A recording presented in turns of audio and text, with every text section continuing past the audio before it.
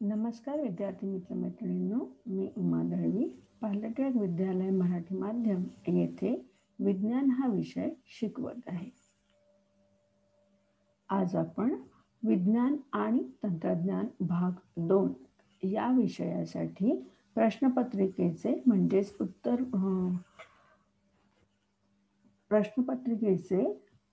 कृतीपत्रिकेचे स्वरूप थोडक्यात पाहणार आहोत. ही कृतीपत्रिका एकूण 40 गुणांची आहे आणि ह्या कृतीपत्रिकेमध्ये आनुवंशिकता आणि उत्क्रांती याच्याशी संबंधित प्रश्न कशा प्रकारे येतील हे थोडक्यात पाहणार आहोत. 40 गुणांमध्ये तुम्हाला एकूण 4 प्रश्न लिहायचे आहेत. पहिला प्रश्न हा 10 मार्कांचा असेल. दुसरा प्रश्न हाही 10 गुणांचाच असेल. तिसरा प्रश्न हा 15 गुणांचा असेल आणि चौथा प्रश्न हा 5 गुणांचा असेल. प्रश्न पहिल्याचे पुन्हा प्रश्न पहिला अ आणि प्रश्न पहिला ब असे 2 उपप्रश्न आहेत आणि ते प्रत्येकी 5-5 गुणांचे आहेत. प्रश्न पहिला अ हा पाठ्यपुस्तकावर आधारित आहे आणि त्याच्यामध्ये तुम्हाला बहुपर्यायी प्रश्न विचारले जातील. प्रश्न पहिला ब यामध्ये सहसंबंध ओळखा, विसंगत पद ओळखा, आकृतींना नावं द्या, जोड्या जुळवा अशा प्रकारचे 1 गुणांचे 5 प्रश्न असतील. प्रश्न दुसरा ब, त्यात अ आणि ब, प्रश्न दुसऱ्यामध्ये पुन्हा अ आणि ब असे 2 उपप्रश्न आहेत. प्रश्न दुसरा अ हा शास्त्रीय कारणे द्या असा आहे. त्यात 3 शास्त्रीय कारणं तुम्हाला विचारलेली आहेत, त्यापैकी 2 तुम्ही लिहायची आहेत. त्यात एकूण 4 गुण आहेत. प्रश्न दुसरा ब याला एकूण 6 गुण आहेत.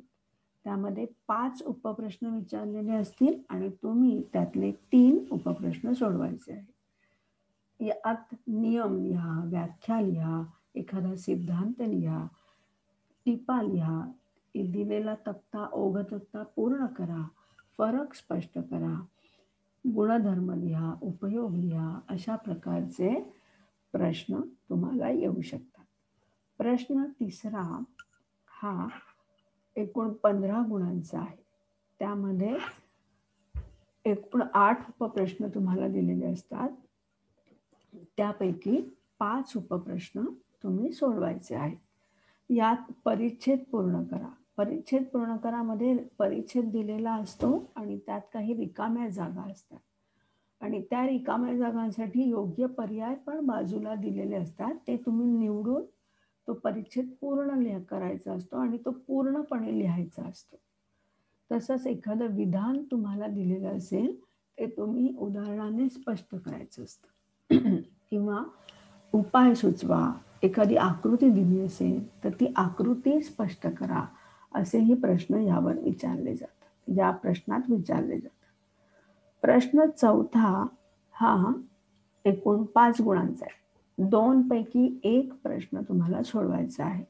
यामध्ये एखादं संकल्पना चित्र पूर्ण करायला येईल, एखादा परिच्छेद तुम्हाला दिलेला असेल, त्यावर प्रश्न विचारलेले असतील, ते प्रश्न तुम्ही त्या परिच्छेदाचं नीट वाचन करून लिहायचे आहेत किंवा अपूर्ण तक्ता तुम्हाला पूर्ण करायला दिलेला असतो. प्रश्न चौथा हा उपयोजनावर आधारित असतो. आता या कृतीपत्रिकेच्या संदर्भात पहिल्या पाठामध्ये सर्वसाधारणपणे काय सामान्य प्रश्न येतील याचा थोडक्यात उहापोह पाहू. प्रश्न पहिला अ आपण म्हटल्याप्रमाणे बहुपर्यायी प्रश्न आहे. तर या पाठामध्ये हा 2 उपप्रश्न मी दिलेले आहेत. उदाहरणार्थ पहिला, टिंबटिंब मानव हा बुद्धिमान मानव या वर्गातील पहिले उदाहरण मानता येईल. यामध्ये साहजिकच 4 पर्याय दिलेले आहेत. त्यापैकी निअँडरथॉल हे योग्य उत्तर आहे. किंवा दुसरं जे उत्तर प्रश्न मी दिला आहे, मानवी शरीरात आढळणारे डॅश हे उत्क्रांतीचा अवशेषांगात्मक पुरावा आहे. इथेही तुम्हाला 4 पर्याय दिलेले आहेत. त्यातला आंत्रपुच्छ हा योग्य पर्याय आहे. आता ह्याचं उत्तर कसं लिहायचं? तुम्ही इथे संपूर्ण विधान लिहून गाळलेल्या जागे ठिकाणी अधोरेखित करायचं आहे असा अजिबात अपेक्षा नाही. तर जो तुमचा प्रश्न क्रमांक आहे तो लिहायचा आणि त्याच्या समोर जो योग्य पर्याय आहे तो पर्याय लिहायचा. म्हणजे अ आहे का ब आहे. उदाहरणार्थ पहिल्या प्रश्न जो मी दिला आहे त्यामध्ये उत्तर ब आहे, त्यामुळे तुम्ही उत्तर लिहिताना फक्त 1 ब एवढंच लिहिणार आहात. तसंच प्रश्न दुसरा म्हणून 2 क एवढंच लिहिणार आहात. तुम्हाला तिथे तो शब्द लिहिण्याची सुद्धा काहीही अपेक्षा बोर्डाने तुमच्याकडून ठेवलेली नाही. त्यानंतर प्रश्न पहिला ब मध्ये चुकी बरोबर लिहा असंही विधान येऊ शकतं. उदाहरणार्थ सक्षमते जगतील असा सांगणारा नैसर्गिक निवडीचा सिद्धांत डॉक्टर खुराणा यांनी प्रसिद्ध केला. तर हे माहिती आहे तुम्हाला, हे पूर्णपणे चूक आहे, त्यामुळे तुम्ही फक्त उत्तर चूक लिहिणार आहात. कधी कधी चुकीचं असेल तर ते बरोबर करून लिहा असाही प्रश्न येऊ शकतो. मग इथे तुम्ही सक्षमते जगतील असं सांगणारा नैसर्गिक निवडीचा सिद्धांत डार्विन यांनी प्रसिद्ध केला असंही लिहू शकता, किंवा डॉक्टर खुराणा यांनी 20 अमिनो आम्लांचे कोडॉन शोधण्याच्या महत्वाची कामगिरी केली आहे असंही लिहू शकता. सहसंबंध ओळखा. तुम्हाला एक जोडी दिलेली असते.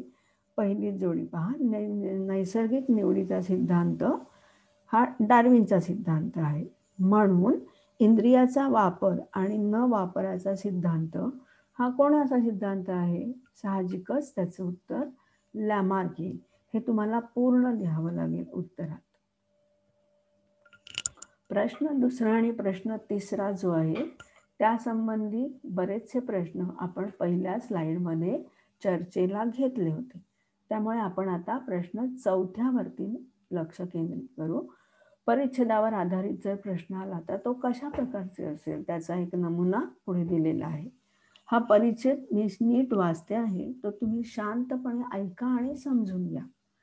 डीएनए मध्ये असलेली जनुके आरएनएच्या मदतीने पेशीच्या कामकाजामध्ये भाग घेतात, तसेच शरीराचे रचना व कार्य यावर नियंत्रण ठेवतात. जनुकांमध्ये प्रथिनांची निर्मितीची माहिती साठवलेली असते आणि योग्य प्रथिनांची वेळोवेळी होणारी निर्मिती शरीराकरता आवश्यक असते. या प्रथिनांची निर्मिती डीएनए मुळे आरएनएच्या माध्यमातून होते. पेशी केंद्रकात तयार झालेला mRNA हा पेशीद्रव्यात येतो. तो येताना डीएनए वरील सांकेतिक संदेश घेऊन येतो. या संदेशामध्ये अमिनो आम्लाकरता संकेत असतात. प्रत्येक अमिनो आम्लाकरता असलेला संकेत म्हणजेच कोड 3 न्यूक्लिओटाइडच्या संचाच्या स्वरूपात असतो. त्यालाच आपण ट्रिपलेट कोडॉन असे म्हणतात. आता हा परिच्छेद जो आहे हा या धड्याशी संबंधित आहे. तो तुम्ही 2दा वाचा आधी उत्तर लिहिण्यापूर्वी आणि मगच प्रश्न समजून घ्या. प्रश्न पहिला. शरीराच्या रचना आणि कार्य यावर नियंत्रण ठेवणारा पेशीतील भाग कोणता? आता यामध्ये तुम्ही पहिलंच विधान लिहिण्याची शक्यता जास्त आहे, पण अगदी योग्य उत्तर जर हवं असेल तर डीएनए मध्ये असलेली जनुके एवढंच त्याचं उत्तर आहे. म्हणून शरीराच्या रचना आणि कार्य यावर नियंत्रण ठेवणारा पेशीतील भाग म्हणजेच डीएनए मधील जनुक. दुसरा प्रश्न आहे, प्रथिनांच्या निर्मितीविषयक माहिती कोठे साठवलेली असते? याचं उत्तर अगदी सोपं आहे. प्रथिनांच्या निर्मितीविषयक माहिती जनुकांमध्ये साठवलेली असते.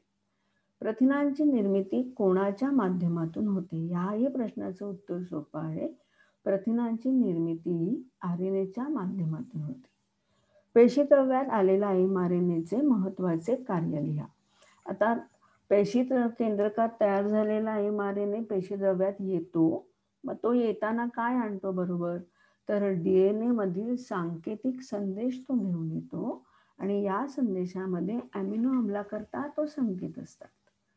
म्हणून त्याचं महत्वाचं कार्य लिहिताना तुम्ही काय लिहिणार? तर DNA वरील अमिनो आम्लाकरता असलेले सांकेतिक संदेश घेऊन येणे हे mRNAचं महत्त्वाचं कार्य आहे. आणि व्याख्या द्या ट्रिपलेट कोडॉन. ते स्पष्टपणे इथे लिहिलेलं आहे. प्रत्येक अमिनो आम्लाकरिता असलेला संकेत 3 न्यूक्लिओटाइडच्या संचांच्या स्वरूपात असतो. त्यालाच ट्रिपलेट कोडॉन असे म्हणतात. हे त्याचं उत्तर आहे. अशा प्रकारे तुम्ही जर नीट पॅरेग्राफ वाचलात, समजून घेतलात आणि मग योग्य शब्दांमध्ये उत्तर लिहिलं तर तुम्हाला पूर्ण मार्क मिळू शकतात. या पाठावरील असेच काही परिच्छेद तुम्ही स्वतः निवडा, त्याच्यावरती स्वतः काही प्रश्न तयार करा आणि परीक्षेसाठी सराव करा. असं आत्तापर्यंत केलेल्या ह्या प्रश्नांच्या चर्चेवरून थोडक्यात तुम्हाला प्रश्नपत्रिकेचं स्वरूपही कळलं असेल. या पाठावर येणाऱ्या प्रश्नांचंही स्वरूप कळलं असेल. पाठ कमीत कमी 2दा वाचा, त्यावर तुम्ही स्वतः काही प्रश्न तयार करा आणि परीक्षेसाठी सराव करा. तुम्हाला त्याचा नक्कीच फायदा होईल. धन्यवाद.